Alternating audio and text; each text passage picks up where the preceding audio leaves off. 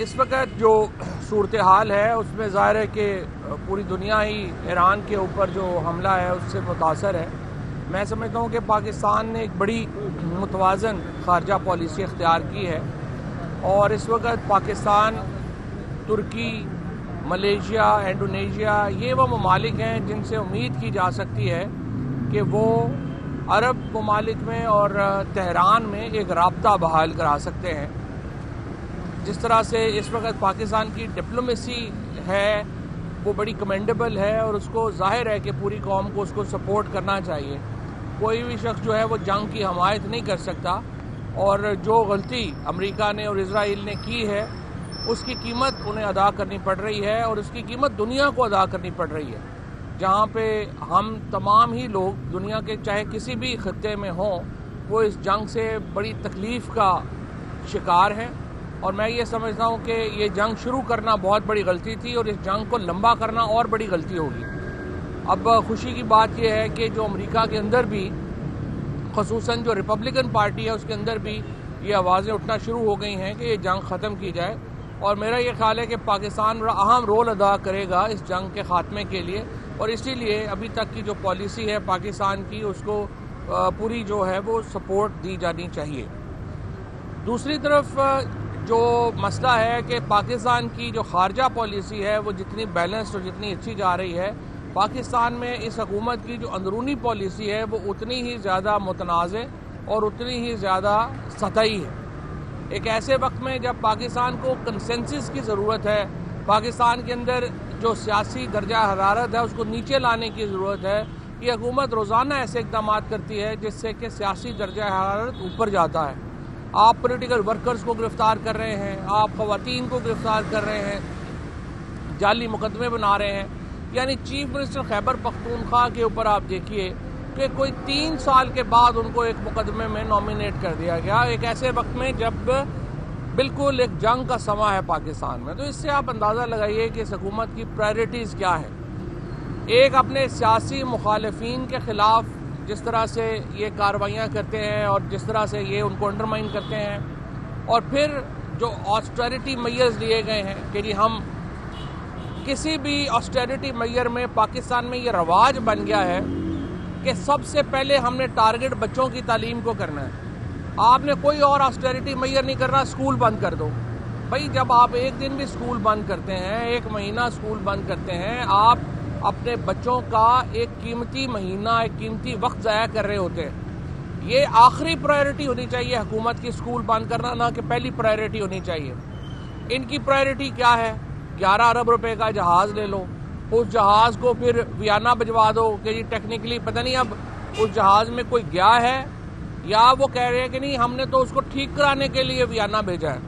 اگر آپ نے ایک ایسا جہاز خریدا ہے جس کو ٹھیک کرانے کے لیے بھی آپ کو ویانا میں بھیجنا پڑتا ہے، اور کم از کم جو ہے وہ لاکھوں ڈالر صرف سفری اخراجات دینے پڑتے ہیں، تو آپ دیکھیں آپ نے کتنی عقل مندی کی ہے۔ اس حکومت کے تمام جو پروجیکٹس ہیں وہ بنیادی طور کے اوپر صرف شو آف کے پروجیکٹس ہیں، اور اس کی وجہ سے پاکستان کا جو اندرونی بحران ہے وہ بہت زیادہ بڑھ رہا ہے، اور بہت زیادہ اس پہ تکلیف آ گئی ہے۔ میں یہ سمجھتا ہوں کہ حکومت کو اس وقت، اور اس کے علاوہ حل نہیں ہے کوئی، آپ آج کر لیں یا کل کر لیں، پاکستان کو ایک قومی حکومت کی طرف جانا پڑے گا۔ ایک قومی حکومت کی طرف جائے بغیر پاکستان کے مسائل حل نہیں ہو سکتے۔ اور کیوں نہیں ہو سکتے؟ کیونکہ پاکستان میں کوئی ادارہ نہیں بچا جو ایک آئین اور جمہوریت کو آگے بڑھا سکے۔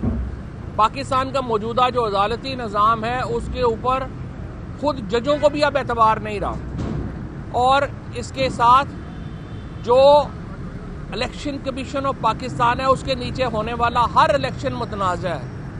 پاکستان کے اندر جو کانفلکٹ ریزولوشن کے ادارے ہیں، یعنی ایسے ادارے جو جمہوریت کے اندر تنازعات کو حل کراتے ہیں، وہ اپنی اہمیت ہی کھو بیٹھے ہیں، اور اس کے نتیجے میں پاکستان کا اندر جو سیاسی تنازعات ہیں وہ بڑھتے جا رہے ہیں۔ عمران خان کی آپ دیکھیے کہ بڑی سمپل بات تھی کہ ان کو تکلیف ہے آنکھ میں، عدالت نے ایک اپنا مائکس مقرر کیا، ایک فرینڈ آف کورٹ مقرر کیا، اس نے جا کے رپورٹ دی کہ 85% ان کی آنکھ کا ویژن جو ہے وہ متاثر ہو گیا ہے۔ اس کے بعد اگلا سٹیپ کیا ہونا چاہیے تھا؟ اگلا سٹیپ یہ ہونا چاہیے تھا کہ عمران خان کا علاج ان کے ڈاکٹر سے کرایا جاتا. اسی مدعے کے اوپر آپ دیکھ لیں کہ اس حکومت نے کیا کیا کہ آپ عمران خان کو ان کی اجازت نہیں دے رہے کہ وہ اپنے ڈاکٹر سے علاج کروا سکیں. جو اتنا بڑا لیڈر ہے آپ اس کے ساتھ یہ سلوک کر رہے ہیں. سو پاکستان کی سیاست کو روزانہ نئے نئے تنازعات کا سامنا ہے اور یہ تنازع ختم نہیں ہو سکے گا جب تک ہم ایک قومی حکومت کی طرف نہیں بڑھتے. اس قومی حکومت میں تحریک انصاف کی شمولیت, عمران خان کے نامنیز کی شمولیت لازمی ہے تاکہ آپ نیا الیکشن کمیشن بنا سکیں, تاکہ آپ نئی 26ویں 27ویں ترمیم کا اثر نو جائزہ لے سکیں اور پاکستان کو ایک نارمل ملک کے طور کے اوپر آگے بڑھا سکیں. ادروائز اگر یہ کانفلکٹ آگے بڑھتا ہے پاکستان کے اندر مسائل اور بڑھ رہے ہیں, کیونکہ اس حکومت کا ابھی تک جو تمام رویہ ہے وہ عوام کی توہین کے اوپر مبنی ہے. عوام کو یہ سمجھتے ہیں کہ ان سے نہ کسی بات کو پوچھنے کی ضرورت ہے نہ ان کو بتانے کی ضرورت ہے. آپ دیکھیے کہ بورڈ آف پیس میں پاکستان کی شمولیت ہوئی, ایک دن پاکستان میں بحث نہیں ہوئی, کوئی بات نہیں ہوئی, پولیٹیکل پارٹیز کا انپٹ نہیں لیا گیا کہ ہمیں جانا چاہیے یا نہیں جانا چاہیے. آپ نے افغانستان کے اندر جنگ شروع کی, کسی نے نہیں پوچھا پاکستان کے لوگوں کو کہ آپ بتائیے آپ کی کیا اوپینین ہے, کیا کرنا چاہیے. آپ نے اس کے علاوہ جو آپ نے معاہدے کیے ہمیں کوئی پتہ ہی نہیں ہے کہ کیا معاہدے کر کے آئے ہیں کیا نہیں آئے. دیکھیے اس طرح سے ملک نہیں چل سکتا. ہم کوئی چین یا نارتھ کوریا نہیں ہے. پاکستان ایک بڑا ڈائیورس ملک ہے, بڑا متنوع ملک ہے. یہاں پہ ہر 50 کلومیٹر کے بعد آپ کا جو لینگویج بدل جاتی ہے, قومیت بدل جاتی ہے, مذہب کی تشریح بدل جاتی ہے. اتنے ڈائیورس ملک جو ہیں وہ کوئی چین یا نارتھ کوریا کی طرح آپ نہیں چلا سکتے. لہٰذا میرے خیال کے اندر پاکستان کے اندر ایک پولیٹیکل ریکنسیلیشن کی ضرورت ہے, جس کے لیے ایک نیشنل گورنمنٹ بنانے کی ضرورت ہے, اور پاکستان کے باہر کی جو پالیسی ہے اس کے اوپر ہمیں حکومت کو سپورٹ کرنے کی ضرورت ہے. اچھا سر, یہ بتائیے گا کہ پیٹرول 55 مہنگا ہو چکا ہے, مزید اطلاعات آ رہی ہیں کہ مزید مہنگا ہونے جا رہا ہے. تو پہلے ہم یہ دیکھتے تھے کہ پولیٹیکل جماعتوں کی طرف سے عوام کی ترجمانی ہوتی تھی, کوئی مہنگائی مارچ ہوتا تھا, کوئی احتجاج ہوتے تھے. تو اب اس طرح کا نہ اپوزیشن اپنا کردار ادا کر رہی ہے نہ کوئی اور سیاسی جماعت, کیا وجہ سمجھتے ہیں کہ کیوں اس طرح ہوگا؟ دیکھیے اس طرح کی جو لیڈر لیس سچویشن ہے پاکستان میں وہ بڑی خطرناک ہے. پاکستان کے اندر جس قسم کا ماحول ہے اس وقت, پہلے اس حکومت کی تمام مت یہ تھی کہ عمران خان ہفتہ جیل نہیں نکال سکیں گے, وہ اب 1000 دن سے زیادہ جیل میں ہیں اور انہوں نے بڑی بہادری استقامت کا مظاہرہ کیا ہے. اگلی مت ان کی یہ ہے کہ یہ تھی کہ جی پارٹی ختم ہو جائے گی تحریک انصاف جب آپ ساری لیڈرشپ کو ٹھوٹے مکے مار کے نکال دیں گے, وہ بھی نہیں ہوا. اب تیسرا ان کا نالج یہ ہے کہ جو مرضی ہو جائے لوگوں نے باہر نہیں نکلنا. بھائی اگر لوگ نکل آئے تو انہیں واپس کون بھیجے گا جب لیڈر لیس اس طرح کی جو ہے وہ موومنٹ ہوگی. تو ایک حکومت کا جو سوچنے کا انداز ہے وہ بالکل غلط ہے. ایک طرف آپ تیل کی قیمتیں بڑھا رہے ہیں, ظاہر ہے بین الاقوامی منڈی میں تیل کی قیمت آپ نے بڑھانی ہے.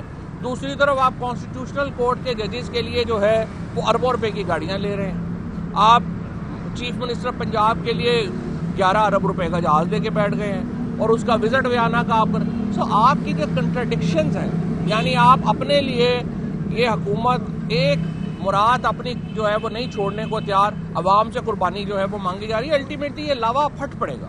Thank you. اچھا سر, گورنر بتا دیں گورنر سے تبدیل کرنے کی کیا وجہ؟